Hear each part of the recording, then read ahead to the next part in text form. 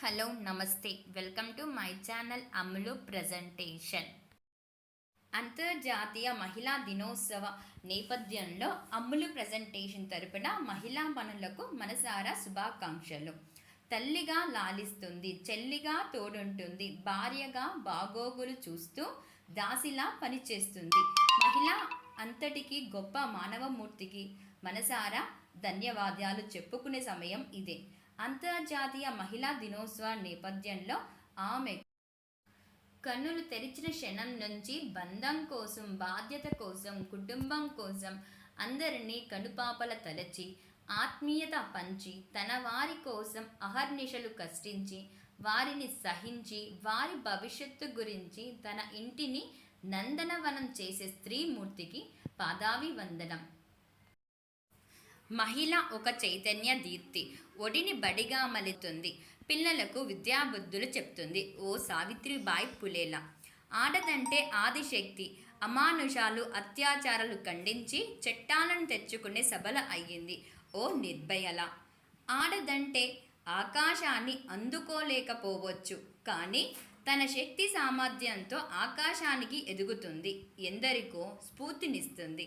ఒక మహిళగా లోకాన్ని మేల్కొల్పుతుంది. ఓ సునీతా విలియమ్స్లా. ఆడది అబల కాదు, సబల అని నిరూపించింది. తన ప్రతిభను ప్రపంచ దేశాలకు చాటింది. మన సిరివెన్నెల మువ్వెన్నెల జెండాను ఎగరవేసింది. ఓ సింధులా. శ్రమిస్తూ విశ్రమించలేని యంత్రంలా పనిచేస్తూ నలుగురికి స్ఫూర్తిదాయకమైంది.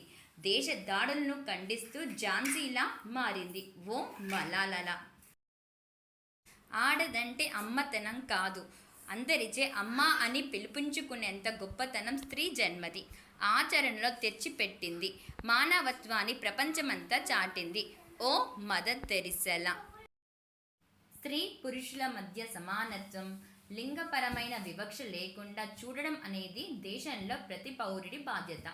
మహిళలకు సమానమైన పని, సమానమైన వేతనాలు, సమానమైన ఆస్తి, సమాన సాధికారత సాధించడం, వారిపై అన్ని రకాల వివక్షకు తావు లేకుండా చూడడం ప్రతి ఒక్కరి కర్తవ్యం కావాలి. అయితే స్థానిక సంస్థల్లో 33% రిజర్వేషన్ అమలు అవుతున్నప్పటికీ అసెంబ్లీ, పార్లమెంట్లో రిజర్వేషన్ విస్తరించాల్సిన సమయం ఆసన్నమయ్యింది. ఆత్మవిశ్వాసంతో ముందుకు అడుగు వేయాలి. అటువంటి సమాజం గల ప్రపంచాన్ని ఆవిష్కరించవలసిన సమయానికి స్వాగతం పలుకుతాం. నేటి మహిళలకు